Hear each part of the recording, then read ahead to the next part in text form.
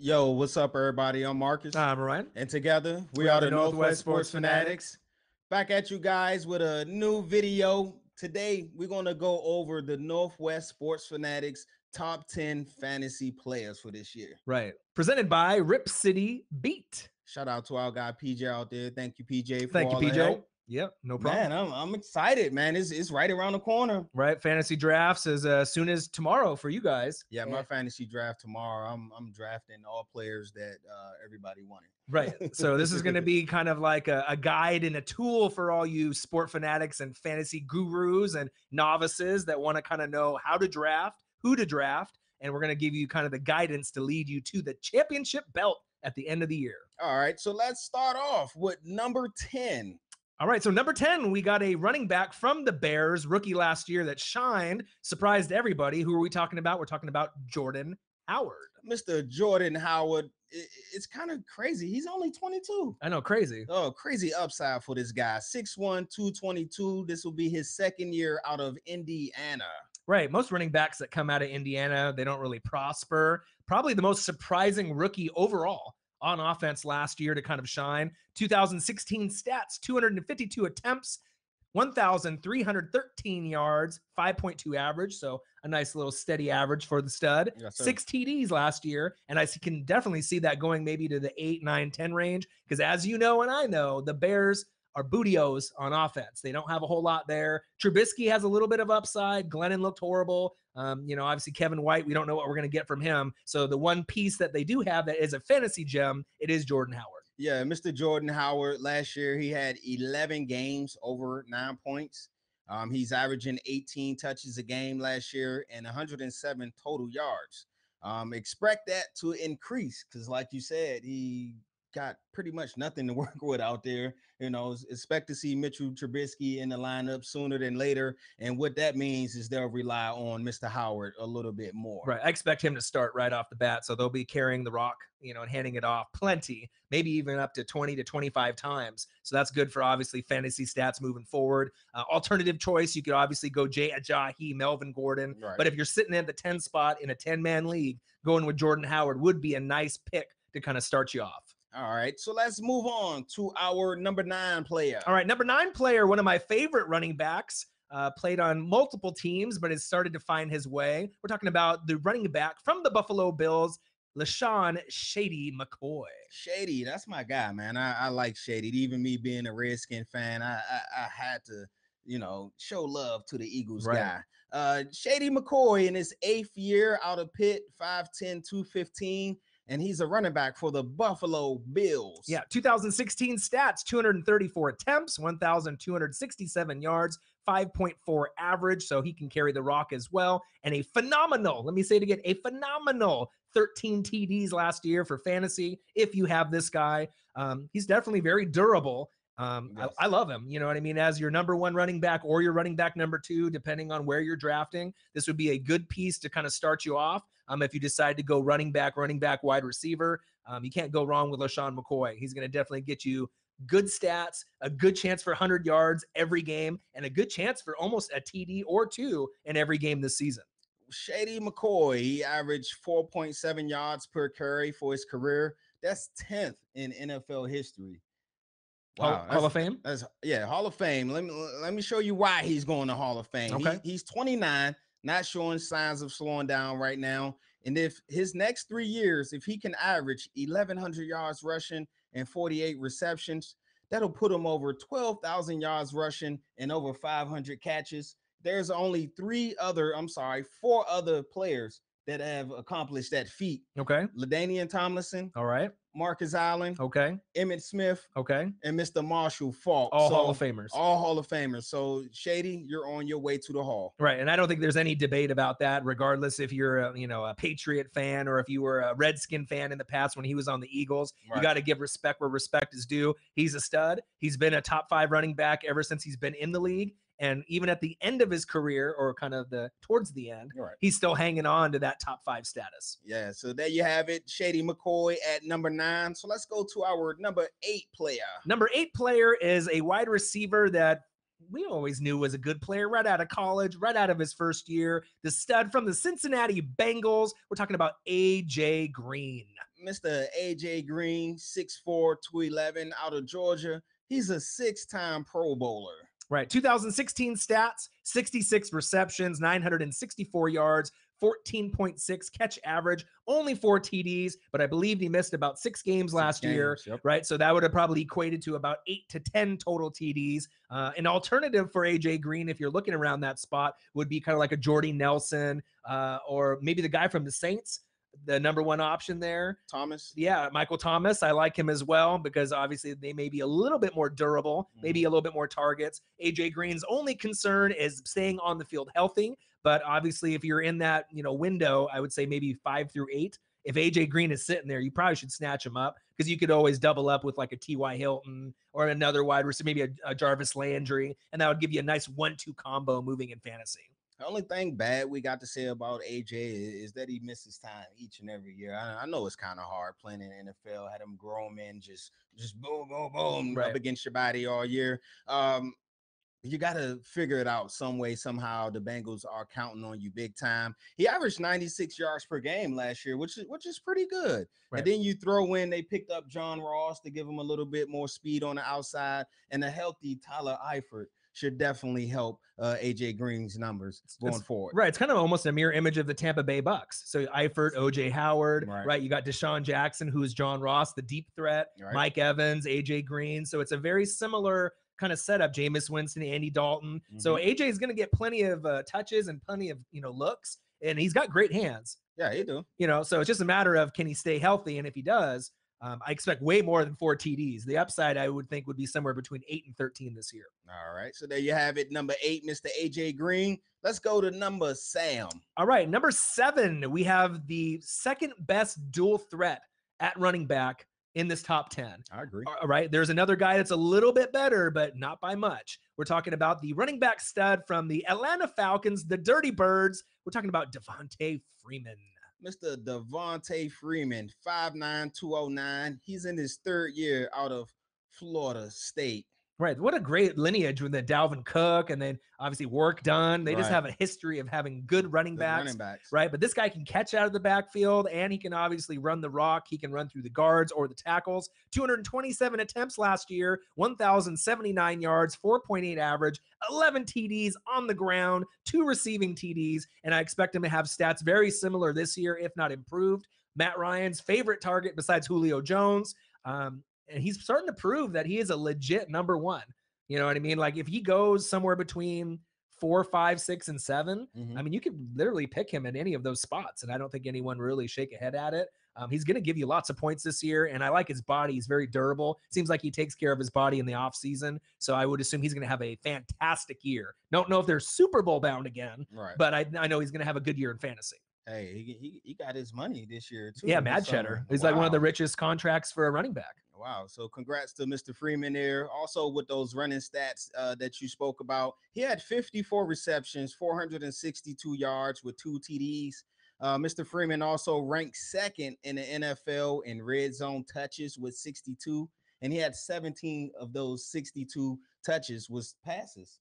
So even though with Julio Freeman, he still gets his chance when they inside the 20, and I do expect him to put up big numbers again this year. Right. And so if you can pair Devonta Freeman up with maybe a Zeke Elliott, after the suspension, both of those guys have opportunities to score 1, 2, even 3 times each. And could you imagine in fantasy having both those guys and they both score 3 times each? I mean, you're going to score mad points, over 100 points in a standard league. And that typically can lead you to a W, even if your quarterback is mediocre or defense, special teams or kicker or boo-boo, with 3 touchdowns in a game. Pick up that slack. You can pick up that slack right there. All right. So let's go on to our number 6 player. And we're talking about your guy, Mr. Mike Evans. Right, the wide receiver from the Bucks. Obviously, every year he just keeps getting better, just like Jameis Winston. 2016 stats, 96 receptions, 1,321 yards, 13.8 average per catch, 12 TDs, and targeted a league-high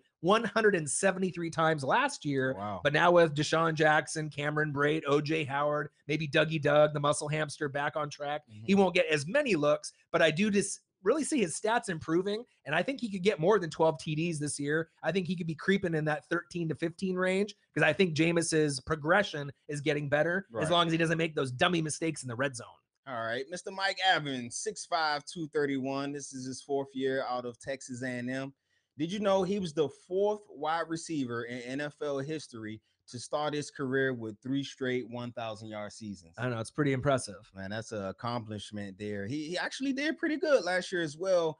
His first 8 games, he averaged 15 points per game, fantasy points. The next 8, it was only 12, but 12 is still good. Right, over 10 is good for a wide receiver. Yeah, and then with the addition of D-Jax, O.J. Howard, Doug Martin, Mr. Brake, I expect his numbers to be sort of similar. And a good thing about him is 12 TDs in 2 of his last 3 seasons. Right. So Mike Evans is a stud. I assume that, if they're going to make the playoff push, they're going to have to rely on that Jameis Winston, Mike Evans duo. And as great as Johnny Football was in college, was it Johnny Football that made Mike Evans, or did Mike Evans make Johnny Football? And I think you're kind of seeing that Mike Evans made Johnny Football, even though Johnny was fantastic in college. He just couldn't put it together in the pros. Johnny, though. Right. But Johnny was the most exciting college football player we've ever seen in the last, 10, 15 years? I do agree. Yeah, absolutely. All right, so let's get into the top 5. The cream of the crop. The creme de la creme, man. Y'all make sure y'all taking notes. If you want to win your fantasy, these it's a must that you have one of these 5. Right. So let's start at number 5. All right, number 5, we're talking about the stud wide receiver, obviously from Alabama, went to the Falcons. He's been one of the most impressive wide receivers we've ever seen for size, strength, and hands. Who are we talking about? We're talking about your guy, Julio Jones. Mr. Julio Jones, 6'3", 220 out of Alabama. This is his 7th year, and he's played all 7 for the Atlanta Falcons. Look at those catches, one-handed catches. Look at Matt Ryan's number 1 target, leading them to the Super Bowl last year. I mean, we're talking one-handed, two-handed. Yeah, look at that, sprinting to the end zone. Yards after the catch are phenomenal. 2016 stats.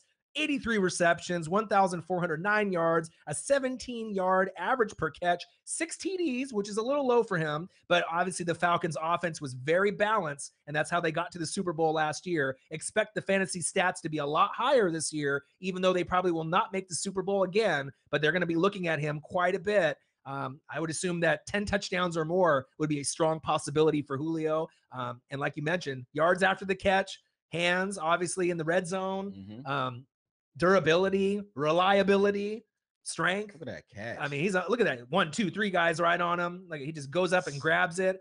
I just feel sorry for these little, DBs and corners trying to match up against Julio, because it's just not fair. I mean, he's like AJ Green, but like, to me, like 2 or 3 times better. Correct. You know what I mean? He doesn't get, I can't say he doesn't get hurt as much, because Julio does get hurt. He gets injured. Right. Almost as often as AJ Green. But I mean, if we're looking at the wow factor, the splash factor, the fantasy factor, you got to put Julio a little step above. Like, look at this run right here. Most wide receivers right there, without have only been maybe a 15-yard catch. He makes a 15-yard catch, a 45-yard touchdown.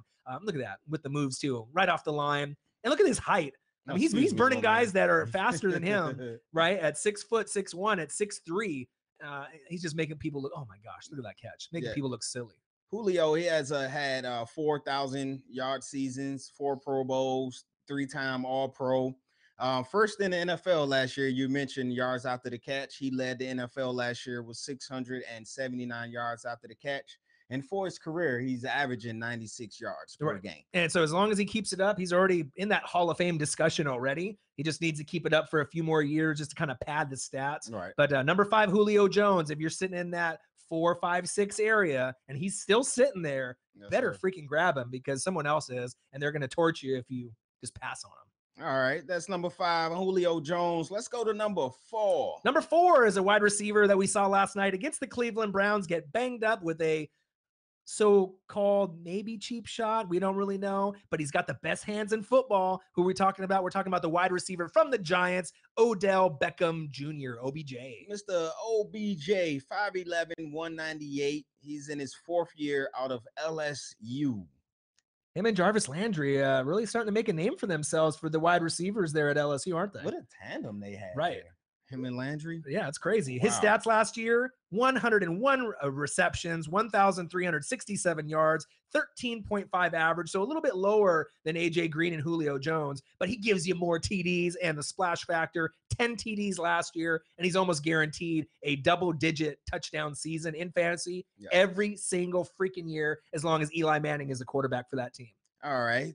Odell Beckham, 3 straight years. He's the only wide receiver in NFL history. Okay. 3 straight years with 91 catches, over 1,300 yards, and 10 touchdowns. Right. So he's got the best hands in football, the best dance moves, the best swag. He's going to be paid like the best wide receiver in the league, maybe the best player overall in the league. Oh, yeah. I mean, he kind of deserves it. I know a lot of people don't like him. He's got a lot of antics, but he backs it up. I mean, with his catches, 1 hand, 2 hand, 1 finger, 3 fingers, left hand, right hand.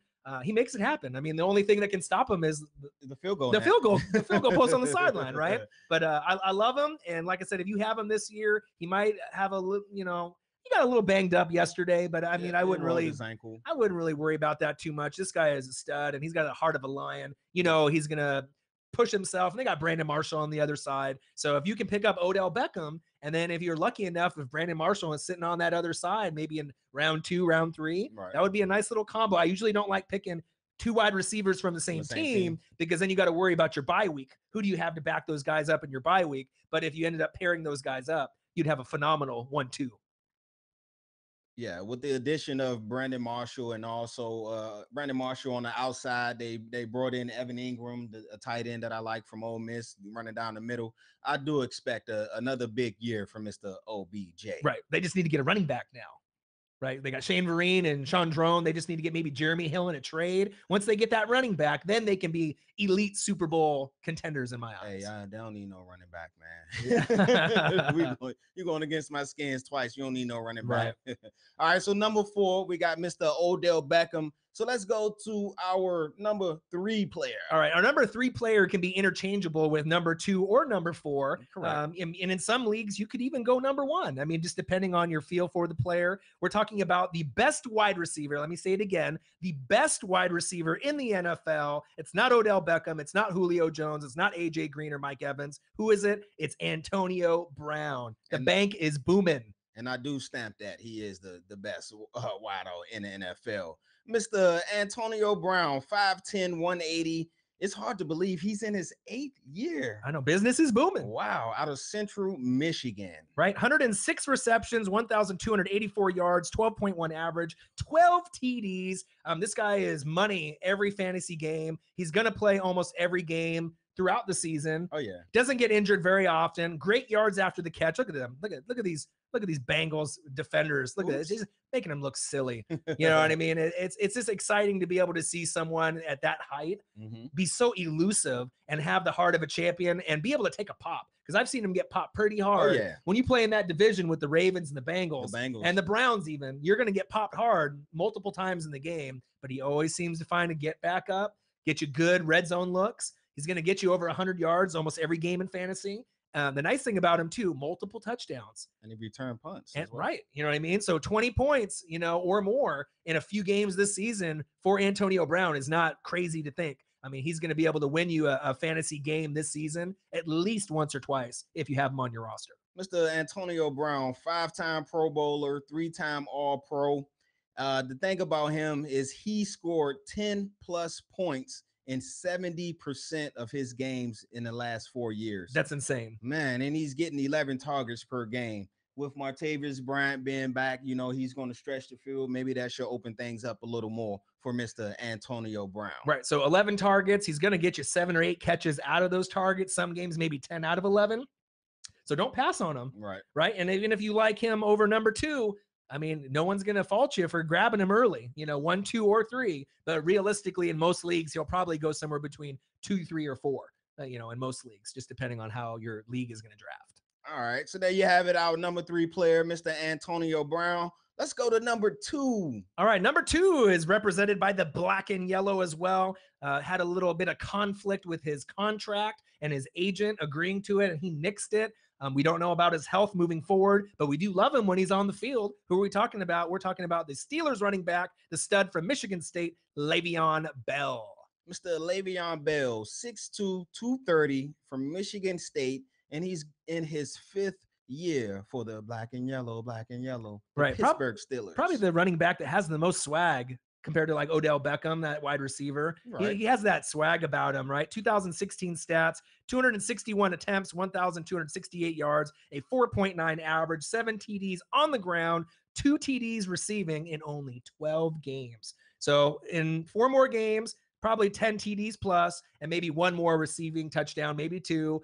He can break tackles. Like you said, he's the most patient running back in the NFL. He reads the holes, kind of like Barry Sanders. And once he hits the hole, he is elusive and he's faster than he looks. Oh, yeah. He looks like a fullback, but he definitely runs like a shifty running back. And once he gets past that first line, those linebackers and safeties and corners better be ready, because he'll just blow right by you and he might truck you and just run over you.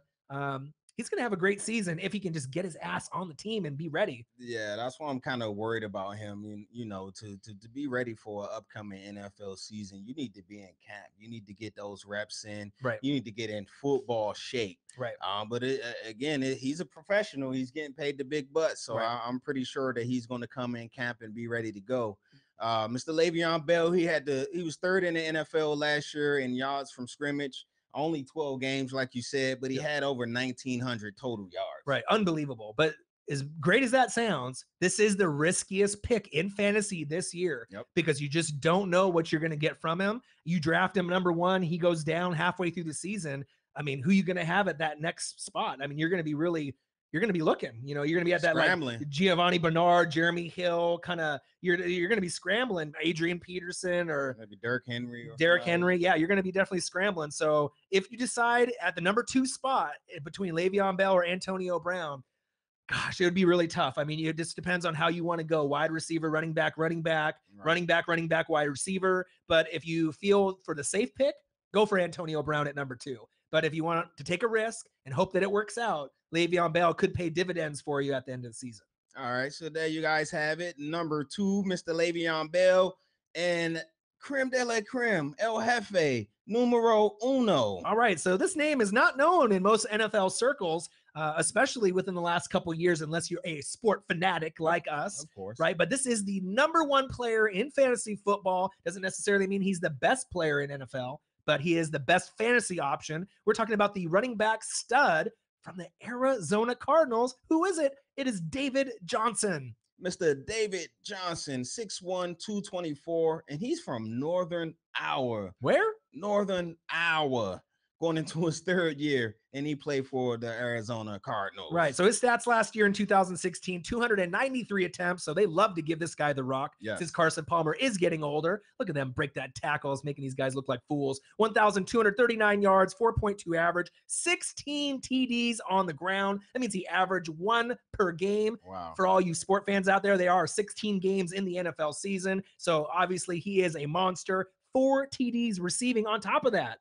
Unbelievable. And he was getting about 20 to 25 carries. I know you were saying Bruce Arians was going to try to get him 30. And I know in most circles that sounds ludicrous, crazy, insane. But for someone that has the skill set as a David Johnson, I know you slept on him last year. We talked about it, that maybe this is the guy you should go number 1, but he only had 1 good season at that time. So now we've seen 2 good seasons back to back. Larry Fitzgerald ain't getting any younger. No, he is not. Right? The fountain of youth has hit him to a certain degree because he can still go out there and produce. But as far as the rest of the roster, the youth is kind of gone, and he is the best offensive option. He's going to get you a lot of fantasy points. If you have David Johnson, you probably are going to be the front runner to make the playoffs for sure. But to be in the championship, as long as you back it up with another good running back and at least a couple solid wide receivers, Jarvis Landry, T.Y. Hilton, Mike Evans, etc. All right, Mr. David Johnson, 1 Pro Bowl, 1 first team All-Pro. Like you said, 23 touches a game he'd averaged last year, and he did all of that, and he got a combined 1,100 yards.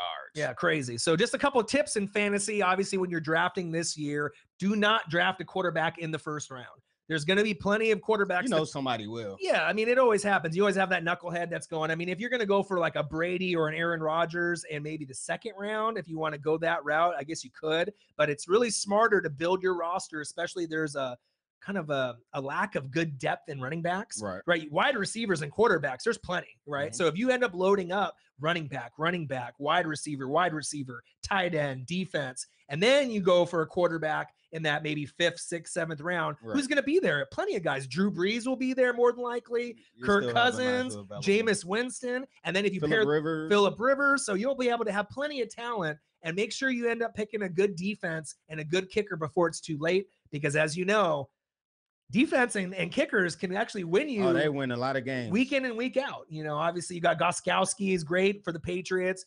Kansas City D this year. Denver D is a little bit banged up, but they should be able to recover at least, you know, I would say not even halfway through the season, maybe a quarter through the season. Right. Kansas City looks good. Houston looks good. Seattle has a great D. So make sure you pick one of those up, but it's going to be one of those things this year. You're definitely going to want to load up on plenty of running backs and wide receivers before you look somewhere else. The only exception is going to be getting a tight end like Gronk. If you want to go for a Gronk. Oh, yeah, Gronk is the exception. Right. Travis Kelce, if you want to go for a tight end early in the first 4 rounds, that'll be the only exception besides going for these running backs and wide receivers. All right. So there you guys have it. The Northwest Sports Fanatics Fantasy Top 10 Players for 2017. Right. We are going to do a 2017 sleeper fantasy pickups, because I know there's at least 10 guys that most people are sleeping on that I know. Like they're just going to let walk right on. Right. You know, like Jordy Nelson, Michael Thomas, and a few of these other guys that people are sleeping on, that I know that'll be able to put up some good stats, maybe even a Golden Tate, you know, people are kind of sleeping on. So we'll have a top 10 for that as well.